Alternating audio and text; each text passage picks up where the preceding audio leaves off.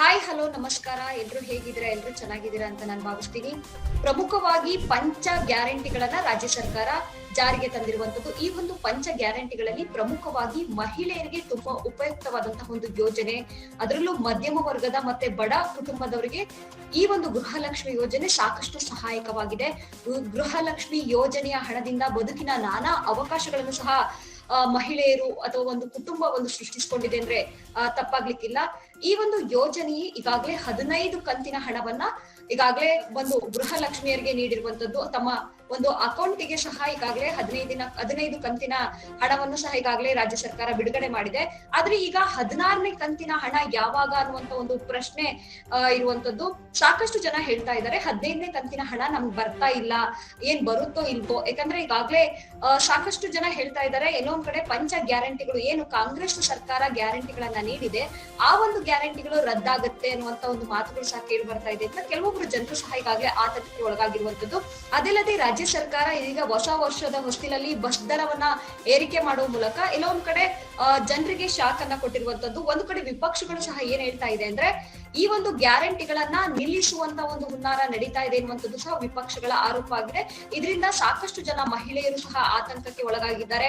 Bus ticket ದರವನ್ನ ಏನಿದೆ ಸಾರಿಗೆ ಇಲಾಖೆ, ಕೆಎಸ್ಆರ್ಟಿಸಿ, ಬಿಎಂಟಿಸಿ ಬಸ್ ಟಿಕೆಟ್ ದರವನ್ನ 15% ಪರ್ಸೆಂಟ್ ಏರಿಕೆ ಮಾಡಿದೆ.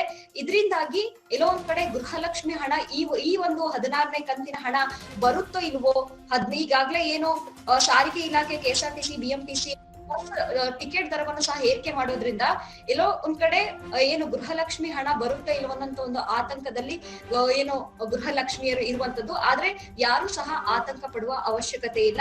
ಗೃಹಲಕ್ಷ್ಮಿಯ ಯೋಜನೆಯ ಒಂದು ಹಣ ಏನು 2,000 ಪ್ರತಿ ತಿಂಗಳು ಬರ್ತಾ ಇತ್ತು, ಈ ಒಂದು 16ನೇ ಕಂತಿನ ಹಣ ಜನವರಿ 15ನೇ ತಾರೀಕಿನ ಒಳಗೆ, ಅಂದ್ರೆ ನಾಳೆಯೂ ಸಹ ಬರ್ಬೋದು, ಅಂದ್ರೆ ಇವತ್ತು ಸಹ ಬರ್ಬೋದು, ಅಂದ್ರೆ 10ನೇ ತಾರೀಕಿನಿಂದ 15ನೇ ತಾರೀಕಿನ ಒಳಗೂ ಸಹ ಬರುತ್ತೆ. ಕೆಲವೊಂದು ಟೈಮ್ ಅಲ್ಲಿ ಅಂದ್ರೆ ಕೆಲವೊಂದು ತಿಂಗಳಲ್ಲಿ ಈ ಹಿಂದೆಯೂ ಸಹ ನಾವು ಗಮನಿಸಬಹುದು ಮೊದಲನೇ ಕಂತಿನ ಹಣದಿಂದ 15ನೇ ಕಂತಿನ ಹಣವರೆಗೂ ಸಹ 8ನೇ ಜನವರಿ ಅಂದ್ರೆ 8ನೇ ತಾರೀಕಿಗೂ ಸಹ ಬಂದಿರುವಂತಹ ಉದಾಹರಣೆಗಳು ಸಾಕಷ್ಟಿದೆ.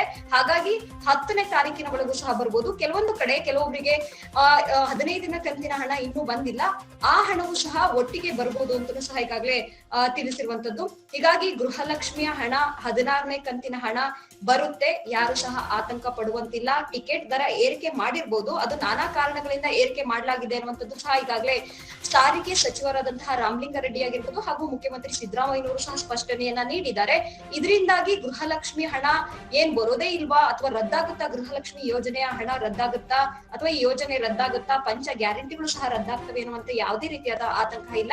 ಈಗಾಗಲೇ ಸಿದ್ದರಾಮಯ್ಯನವರು ಸ್ಪಷ್ಟಪಡಿಸಿದ್ದಾರೆ, ಸಾಕಷ್ಟು ಬಾರಿಯೂ ಸಹ ಸ್ಪಷ್ಟಪಡಿಸಿದ್ದಾರೆ. ಗೃಹಲಕ್ಷ್ಮಿಯ ಹಣ ಆಗಿರ್ಬೋದು, ಜೊತೆಗೆ ಪಂಚ ಗ್ಯಾರಂಟಿಗಳನ್ನ ರಾಜ್ಯ ಸರ್ಕಾರ ಯಾವುದೇ ಕಾರಣಕ್ಕೂ ನಿಲ್ಲಿಸಲ್ಲ. ವಿಪಕ್ಷಗಳು ಏನೇ ಟೀಕೆ ಮಾಡಿದ್ರು ಸಹ ಈ ಒಂದು ಪಂಚ ಗ್ಯಾರಂಟಿಗಳನ್ನ ನಾವು ನಿಲ್ಲಿಸುವಂತಹ ಯಾವುದೇ ಕೆಲಸವನ್ನು ಸಹ ನಾವು ಮಾಡೋದಿಲ್ಲ ಅಂತ ಡಿಸಿಎಂ ಡಿ.ಕೆ. ಶಿವಕುಮಾರ್ ಆಗಿರ್ಬೋದು ಮತ್ತೆ ಸಿದ್ದರಾಮಯ್ಯನವರು ಸಹ ಹೇಳಿಕೆಯನ್ನ ನೀಡಿರ್ಬೋದು.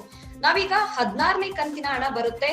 ಸಾಕಷ್ಟು ಜನ ಒಂದು ಹಣಕಾಸಿನ ಒಂದು ನೆರವು ಈ ಒಂದು ಯೋಜನೆ ನೀಡಿದೆ ಅಂದ್ರೆ ತಪ್ಪಾಗಲ್ಲ. ಸಾಕಷ್ಟು ಜನ ಒಂದು ಹೊತ್ತಿನ ಊಟಕ್ಕೂ ಸಹ ಕಷ್ಟಪಡುವಂತಹ ಕುಟುಂಬದವರಿಗೆ ಈ ಒಂದು ಯೋಜನೆ ಸಾಕಷ್ಟು ನೆರವಾಗಿದೆ. ಸಾಕಷ್ಟು ಜನ ತಮ್ಮ ಬದುಕನ್ನ ಕಟ್ಕೊಂಡಿದ್ದಾರೆ. ಎಷ್ಟೋ ಜನ ಮಕ್ಕಳು ಈ ಒಂದು ದುಡ್ಡಿಂದಾನೇ ಸಹ ಓದಿದ್ದಾರೆ. ಸಾಕಷ್ಟು ಜನ ಬಟ್ಟೆ ಹೊಲಿಗೆ ಯಂತ್ರ ಆಗಿರ್ಬೋದು, ವ್ಯಾಪಾರಕ್ಕಾಗಿರ್ಬೋದು, ಜೊತೆಗೆ ಬೋರ್ವೆಲ್ ಕೊರ್ಸಿರೋಂತಾಗಿರ್ಬೋದು, ತರಕಾರಿ ವ್ಯಾಪಾರ, ಎತ್ತು ಖರೀದಿ, ಬೈಕ್ ಖರೀದಿ, ಹೀಗೆ ಸಾಕಷ್ಟು ಒಂದು ಕೆಲಸ ಕಾರ್ಯಗಳು ಸಹ ಈ ಒಂದು ಗೃಹಲಕ್ಷ್ಮಿ ಹಣದಿಂದ ಉಪಯುಕ್ತವಾಗಿದೆ. ರಾಜ್ಯದ ಮಹಿಳೆಯರಿಗೆ ಮತ್ತೊಂದು ಗುಡ್ ನ್ಯೂಸ್. ಏನಪ್ಪಾ ಗುಡ್ ನ್ಯೂಸ್? ರಾಜ್ಯದ ಮಹಿಳೆಯರು ಈಗಾಗಲೇ ಗೃಹಲಕ್ಷ್ಮಿ ಯೋಜನೆಯ ಮೂಲಕ ಪ್ರತಿ ಒಂದು ಕುಟುಂಬದ ಮಹಿಳೆ 2,000 ರೂಪಾಯಿಯನ್ನ ಪಡಿತಾ ಇದ್ದಾಳೆ. ಆದ್ರೆ ಇದೀಗ ಗೃಹಲಕ್ಷ್ಮಿ ಯೋಜನೆಯ ಮಾದರಿಯಲ್ಲೇ ಗೃಹಲಕ್ಷ್ಮಿ ಸಂಘಗಳನ್ನ ಸ್ಥಾಪಿಸಿ ಮಹಿಳೆಯರನ್ನ ಇನ್ನಷ್ಟು ಸ್ವಾವಲಂಬಿಯಾಗಿ ಮಾಡಬೇಕು ಅನ್ನುವಂತ ಒಂದು ಉದ್ದೇಶದಿಂದ ಈ ಒಂದು ಗೃಹಲಕ್ಷ್ಮಿ ಸಂಘಗಳನ್ನ ಸ್ಥಾಪಿಸಬೇಕು ಅನ್ನುವಂತ ಒಂದು ಚಿಂತನೆ ಈಗಾಗಲೇ ಸರ್ಕಾರದ ಮುಂದಿದೆ ಅಂತ ಈಗಾಗಲೇ ಸಚಿವರಾದಂತಹ ಲಕ್ಷ್ಮಿ ಹೆಬ್ಬಾಳ್ಕರ್ ಅವರು ಹೇಳಿರುವಂತದ್ದು. ಮಹಿಳೆ ಮೂಲತಃ ಸ್ವಾವಲಂಬಿ, ಅವಳು ಸ್ವಾಭಿಮಾನಿ ಬದುಕನ್ನ ಕಂಡುಕೊಳ್ಬೇಕು ಅನ್ನುವಂತ ಒಂದು ಉದ್ದೇಶದಿಂದ ನಾವು ಒಂದು ಗೃಹಲಕ್ಷ್ಮಿ ಸಂಘಗಳನ್ನ ಸ್ಥಾಪಿಸಿ ಮಹಿಳೆಯರಿಗೆ ಇನ್ನಷ್ಟು ಶಕ್ತಿಯನ್ನ ತುಂಬಬೇಕು ಅನ್ನುವಂತ ಒಂದು ಹೆಜ್ಜೆಯನ್ನ ನಾವು ಒಂದು ಉದ್ದೇಶದಿಂದ ಈ ಒಂದು ಗೃಹಲಕ್ಷ್ಮಿ ಸಂಘಗಳನ್ನ ಸ್ಥಾಪಿಸಬೇಕು ಅನ್ನುವಂತ ಒಂದು ಹಂತಕ್ಕೆ ಮುಂದಾಗಿದ್ದೇವೆ ಅನ್ನುವಂತ ಒಂದು ಮಾತನ್ನ ಈಗಾಗಲೇ ಸಚಿವರಾದಂತಹ ಲಕ್ಷ್ಮಿ ಹೆಬ್ಬಾಳ್ಕರ್ ಅವರೇ ಹೇಳಿರುವಂತದ್ದು. ಗೃಹಲಕ್ಷ್ಮಿ ಯೋಜನೆಯಿಂದ ಬರುವಂತ ಒಂದು ಹಣವನ್ನ ಸೇರಿಸಿ ಸ್ವಯಂ ಉದ್ಯೋಗ ಮಾಡಿಕೊಂಡು ಆರ್ಥಿಕವಾಗಿ ಸಬಲರಾಗಬೇಕು ಎನ್ನುವಂತ ಒಂದು ಉದ್ದೇಶದಿಂದ, ಜೊತೆಗೆ ಜೀವನ ಅಭಿವೃದ್ಧಿ ಆಗ್ಬೇಕು, ಮಕ್ಕಳ ಶಿಕ್ಷಣ ಆಗ್ಬೇಕು, ಎಲ್ಲರಿಗೂ ಸಹ ಆರೋಗ್ಯ ಸಿಗ್ಬೇಕು ಅನ್ನುವಂತ ಒಂದು ಉದ್ದೇಶದಿಂದ ಈಗಾಗಲೇ ಗೃಹಲಕ್ಷ್ಮಿ ಯೋಜನೆಯನ್ನ ಜಾರಿಗೆ ತಂದಿದ್ದೇವೆ.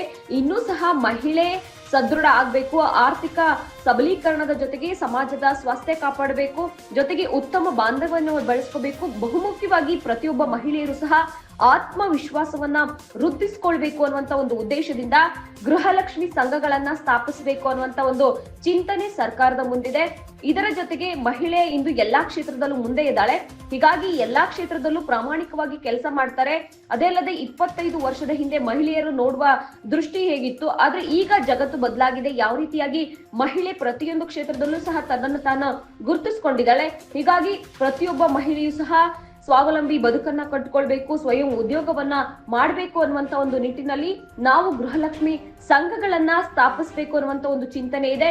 ಇದರಿಂದಾಗಿ ಸಾಕಷ್ಟು ಜನ ಮಹಿಳೆಯರಿಗೆ ಏನು ಈಗಾಗಲೇ ಗೃಹಲಕ್ಷ್ಮಿ ಹಣವನ್ನ ಪಡೆದುಕೊಳ್ತಾ ಇದ್ದಾರೆ, ಆ ಒಂದು ಹಣದಿಂದ ಕುಟುಂಬ ನಿರ್ವಹಣೆಯೂ ಸಹ ಆಗ್ತಾ ಇದೆ. ಅದಲ್ಲದೆ ಈ ಒಂದು ಗೃಹಲಕ್ಷ್ಮಿ ಸಂಘಗಳನ್ನ ಸ್ಥಾಪಿಸುವ ಮೂಲಕ ಮಹಿಳೆಯರು ಇನ್ನಷ್ಟು ತಮ್ಮ ಬದುಕನ್ನ ಸುಂದರವಾಗಿಸಿಕೊಳ್ಳಬೇಕು ಅನ್ನುವಂತ ಒಂದು ಚಿಂತನೆ ಸರ್ಕಾರದ ಮುಂದಿದೆ.